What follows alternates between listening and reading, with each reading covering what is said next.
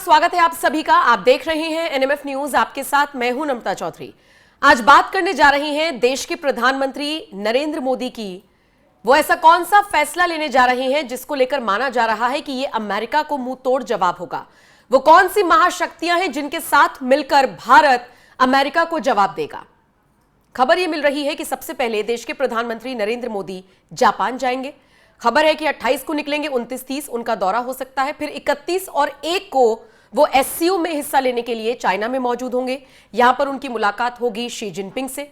2019 के बाद ये पहली बार होगा जब ये दोनों दिग्गज बात करेंगे, मुलाकात करेंगे। और ऐसे वक्त में जब ट्रंप बार बार टैरिफ की धमकी देने के साथ साथ टैरिफ इंपोज भी कर चुके हैं, उसके बाद ये मुलाकात होगी। और चाइना भारत क्या मैसेज देंगे ट्रंप को, ये देखने वाली बात होगी।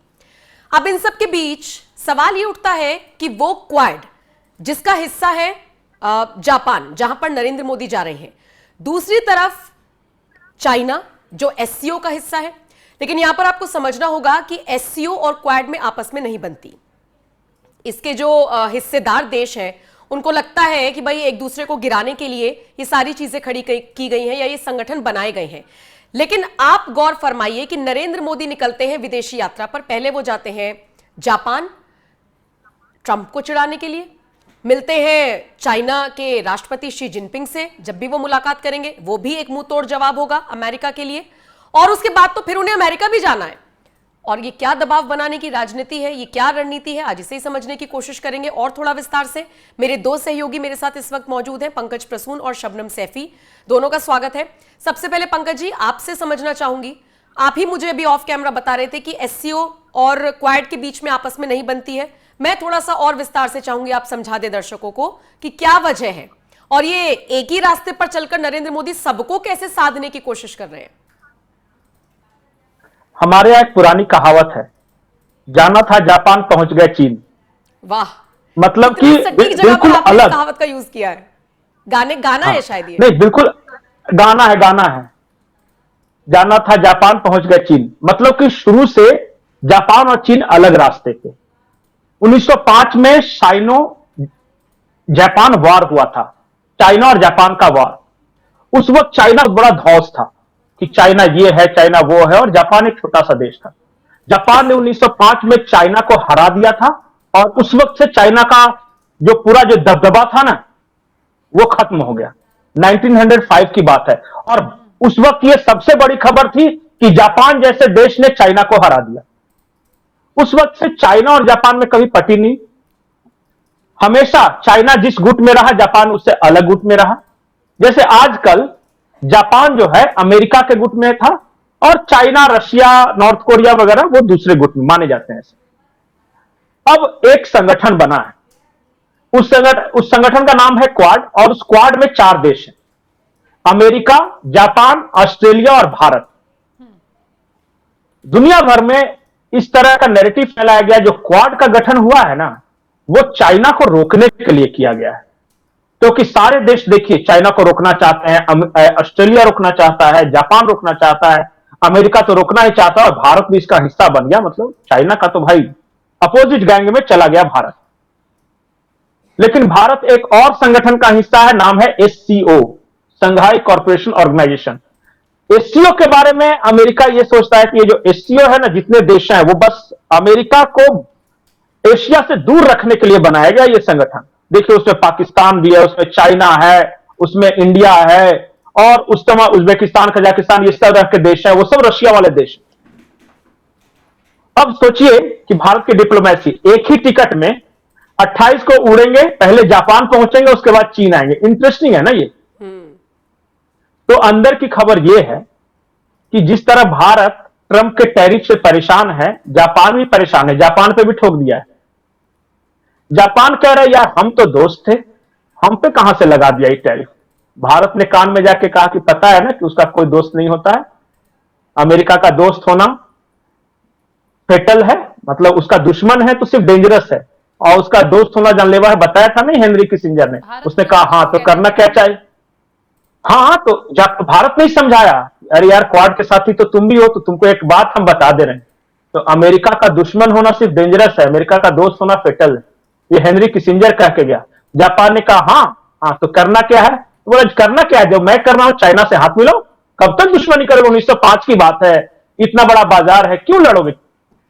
बोला कि ऐसा, हाँ तुम्हारे पास टेक्नोलॉजी, चाइना के पास जनसंख्या, तुम इलेक्ट्रॉनिक्स में पावर हो, मैन्युफैक्चरिंग में, मतलब हम सब मिलकर बहुत डेवलप कर सकते हैं और अमेरिका की जरूरत नहीं पड़ेगी। तो बोला हाँ थोड़ा बातचीत बढ़ाओ ना, कैसे बढ़ाएंगे। तो बोले कि रुको, एक टिकट महाविकट, मैं कटाता हूं टिकट तुरंत, पहले तुम्हारे पास आऊंगा और तुम्हारी बात लेके चाइना के पास जाऊंगा और हम हो जाएंगे एशिया के 3 त्रिदेव, इकोनॉमिक त्रिदेव हो जाएंगे, जापान, चाइना और अमेरिका। और जब हम 3 हाथ मिला लेंगे ना, तो इस एरिया में अमेरिका का दबदबा खत्म हो जाएगा।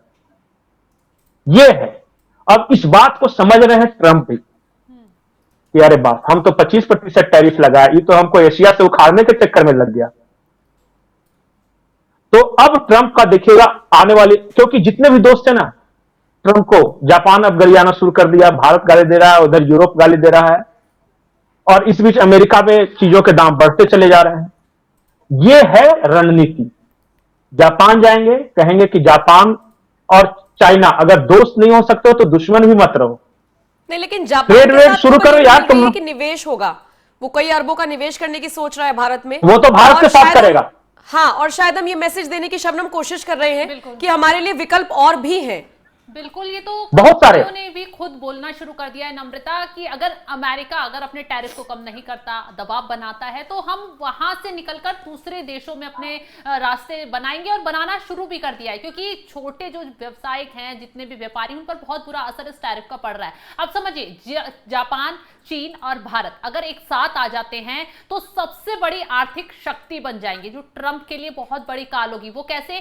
चीन दुनिया की दूसरी सबसे बड़ी अर्थव्यवस्था है, जापान तीसरी और भारत तेजी से तीसरी बड़ी अर्थव्यवस्था बनने की ओर बढ़ रहा है। अगर ऐसे में ये तीनों महाशक्तियां मिल जाती हैं तो अमेरिकी अर्थव्यवस्था पर गहरा असर पड़ेगा। जो अमेरिकी फर्स्ट का सपना ट्रंप देख रहे हैं ना, कि टैरिफ ठोककर मैं अमेरिका फर्स्ट गा रहे हैं कि टैरिफ लगाएंगे, दूसरे देशों पर दबाव बनाएंगे, वो लास्ट अमेरिका हो जाएगा, फर्स्ट का सपना वहां टूट जाएगा। यही वजह है कि प्रधानमंत्री मोदी एक सटीक रणनीति के तहत जापान जाएंगे, वहां रिश्ते और मजबूत करेंगे, व्यापार बढ़ाएंगे, उसके बाद चाइना पहुंचेंगे, जहां पर गलवान घाटी में भारत और चीन के बीच विवाद चल रहा था, काफी हद तक वो सुलटता हुआ नजर आ रहा है, क्योंकि अभी हाल ही में चीन के विदेश मंत्री भारत दौरे पर आए, इस पहलू पर भी बातचीत हुई, प्रधानमंत्री से वो मिलकर गए हैं। तो ऐसे में प्रधानमंत्री एससीओ समिट में वहां शामिल होंगे चीन में जाकर, और उसके बाद वहां जो शी जिनपिंग है उनसे मुलाकात करेंगे, और हो सकता है ये मुलाकात जो है वो ट्रंप के लिए बहुत बड़ा काल बन जाए, क्योंकि अगर चाइना और भारत के बीच व्यापार उस स्तर पर शुरू होता है जिस स्तर पर भारत और अमेरिका व्यापार करते हैं, तो ये अमेरिका के लिए बहुत बड़ी चोट होगी, उसकी अर्थव्यवस्था को डगमगाने के लिए बहुत बड़ी चोट होगी। और जिस डॉलर को लेकर ट्रंप बीते दिनों महान बन रहे थे कि डॉलर को खतरा नहीं पहुंचना चाहिए, डॉलर स्थिर रहना चाहिए, और वो उन देशों पर प्रहार कर देंगे जो डॉलर के लिए खतरा बनेंगे। अब ये ट्रंप के लिए एक और बुरी खबर सामने आ गई है, चीन और भारत ने अपनी अपनी करेंसी में व्यापार करने के लिए पहल शुरू कर दी है। तो ये बुरी खबर तो अब मिल ही गई है। प्रधानमंत्री मोदी के चाइना जाने से पहले अब अमेरिका भी जाएंगे पीएम मोदी। अब अमेरिका जाना सीधा सीधा दबाव होगा, और उस बात का जवाब होगा जो ट्रंप भारत पर बनाने की कोशिश कर रहे थे। भारत और अमेरिका के बीच एक बड़ा व्यापारिक डील होने वाली थी, लेकिन ट्रंप ने अपनी शर्तें ठोकी, भारत ने उन्हें मानने से इनकार कर दिया। भारत ने साफ कहा कि जो आप शर्तें लगा रहे हैं वो भारत के हित में नहीं है, भारत इनके आगे झुकेगा नहीं। उसके बाद टैरिफ ठोका गया। अब ऐसे में प्रधानमंत्री मोदी हो सकता है नम्रता अमेरिका जाकर ट्रंप से इस मसले पर बातचीत करें, और वो ये बताएं कि वो जापान भी मिलकर गए हैं, चीन भी मिलकर आए हैं, और ऐसे में अगर ये तीनों देश का ग्राफ वहां पर देखने के लिए मिल गया तो ट्रंप वाकई कुछ ना कुछ फिर आगे कदम बढ़ा सकते हैं। और हो सकता है आने वाले वक्त में, जैसे पंकज सर ने कहा, कि ट्रंप खुद झुकेंगे। इन महाशक्तियों के जब साथ आने से उन्हें दिखेगा ना कि व्यापार दूसरी तरफ जा रहा है और उनका अमेरिका डूब रहा है, तो वो खुद भारत के आगे भी झुकेंगे, चीन के आगे भी झुकेंगे और जापान के आगे भी झुकेंगे, और जो टैरिफ वॉर है उसको शायद वो खत्म कर दें और ये टैरिफ वाला फैसला वापस भी ले लें। नम्रता, पंकज जी कुछ कह रहे थे आप? एक एंगल और है, भारत में दोनों इंटरेस्टेड हैं, चाइना और जापान। आपको याद होगा जब भारत में सुपरफास्ट ट्रेन बन रहा था जिसको बुलेट ट्रेन कहते हैं, तो एक जगह जापान ने इन्वेस्ट किया, एक जगह चाइना ने इन्वेस्ट किया। जैसे बैंगलोर से चेन्नई वाला जो हाई स्पीड ट्रेन कॉरिडोर था, बुलेट ट्रेन वाला, वो चाइना बना रहा है, और ये जो मुंबई से अहमदाबाद वाला है, ये जापान बना रहा है। तो इस बात को लेकर भी चाइना जापान में कंपटीशन है कि इंडिया के मार्केट पे कौन ज्यादा दबदबा कायम रखता है। जापान के साथ दिक्कत क्या है कि वो बनाता बहुत है पर कंज्यूम करने वाले लोग उसके पास नहीं, उसको एक बाजार चाहिए भारत जैसा।